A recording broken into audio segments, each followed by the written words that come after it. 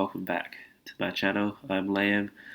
I am a little sick at the moment, so sorry for the little bit of a croaky voice, but still going ahead with this preview of round 14, nightmare round as everyone's calling it. 8 teams of the bye, far out, and not much footy to be played as well. Only 5 games. Need to find time to do something else over the weekend. But so at this very moment, I have completed 2 trades with teams just being announced. No Reeves, which means I probably won't get to 18. So I've gone at this very stage a little sneaky little option. I've gone Newcomb for Murphy, a little downgrade. And I've upgraded Poulter. It's not really an upgrade, more a sideways to Nick Haynes. I'm just using Haynes as a little stepping stone. We've got break even about 30. And it can be used in 2 ways. If he does string along some decent scores, he can certainly hold D6 down for a little bit. Or if he struggles in the next 2 weeks, makes 50k, I could just slingshot him to a premium midfielder with sitting in my midfield. So that's the plan with Haynes. He's shown premium numbers before, so at 335, I think it's a risk worth taking. And I've got a few trades up my sleeve to do moves like that. I am still tossing up between 2 other moves as well. The first one is Impey to Langford. I have 60k from this move. Impey, I see him probably dropping like 50k in the next couple of weeks. I just don't know if it was just the SEG factor that hindered his scoring, but I don't know. Even if he goes probably 85, 85, he still drops a fair bit. And Langford's gone back-to-back 120s. Got a very low break even, and I see probably averaging 10 points, 10 or 15 points better than MP for the rest of the season. Is it worth a trade? I have got till Sunday 250 to ponder this, but at this very stage, I think I'm going to do it. I am so far down the ranks that I think I just need to do these aggressive moves. If they don't pay off, so be it. The other option that I've also considered to get 18 this week, so I have 17, 1 out in defence, 1 out in the mids, no rucks playing, and 1 out in the forwards. I'm tempted to go Brockman down to Briggs. I know is it a wasted trade for 50 points? Because I don't think it's 50 points and 60k. I am pondering it. I've got till, again, Saturday night to decide on whether I do this. I think I'll see how my team's faring. I have 9 trades, 7 trades after these 2. If I pull the MP one off, I have 6, and the Brockman one, I have 5. 5, but I've technically nearly got a completed team. Haynes is there sitting there at D6 and requires 2 trades to get him up to a premium midfielder. That'll leave me with 3 injury trades, plus having Danaher sitting in my team as well. So I'll see how my weekend goes, but I'd be really tempted to go Brockman to Briggs, even though Briggs might be only here for a couple of weeks. He's still got the defender forward, so flexibility. I don't know. I've also got the option of going using that extra couple of trades to go Waitman up to a F7 and hold MP.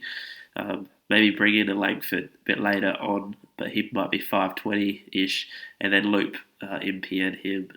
That's also another option I am pondering, but it's tough, this game. Of course, I'll just see how I'm going. Is the Brockman to Briggs worth 50k and 50 points is what I have to consider. But so that's what I'm thinking for this week. So that would leave me with technically a full team, no rookies as such on my field for next week. But Danaher and Haynes might technically,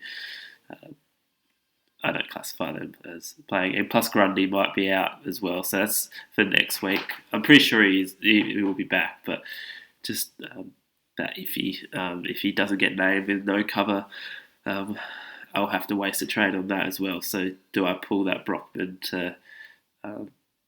trade off? Yeah, I could also pull that Brockman trade off and not pull the Impey one off. It gives me 120k for next week. But I'm pretty happy with my cash situation with Waitman, and Highmore has got a little boost in price. Plus Lockie Jones has got 120k in him for a downgrade. So I'll see about that. But on to some captain options for this week. That Friday night, who do we captain? Bontempelli, McRae, Guthrie I think's back, but who knows? But I feel like go one of those two.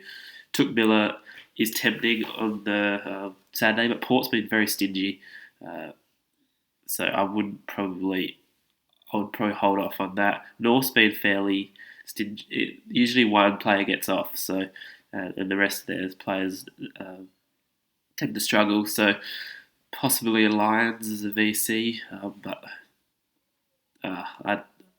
I'll prefer a Bontempelli or a McRae. Probably not a Duncan over any of those two. You could risk an Aaron Hall against Brisbane. Brisbane won't tag. The ball will be down in defence a fair bit. So that's another VC option. Captain options for this week. Parrish, if you do have him, with Warple being suspended, I feel like he's going to go bananas. Merritt could also have a field day in Tassie. Whitfield against Carlton, it's tempting, but I feel much safer captaining midfielders. Cunnington's also always an option, but I feel like the best option is Parrish and Merritt on that Sunday arvo. Tom Mitchell's another one. That I think that the midfielder's going to run right in that game. No one's tagging at all, so those are my picks. But hopefully, a Bontempelli or McRae. Is there anyone else that I'm missing? Have a decent one, and then don't have to worry about future games. There is a limited amount of options. So captain VC probably 120 this week. 115, 120. We'd usually probably take 125. Or maybe I'll say 115 is a good mark for this week. Especially, you don't want to, with 15, 16 players, have a captain score 100. It's just, that would not end up as a very good week. So, with all that, hope everyone can survive this round. I think 17 is pretty good. I think if you have 16, it's probably going to be the average. I think, but having any more than that, I think will hopefully probably move you up in the ranks if players don't have shockers. One or two tend to do, but hopefully we can have a good weekend. 5 games, so surely not much anger can be thrown out in the limited game time. So till Sunday night, hopefully we've got a good review. Have a good one.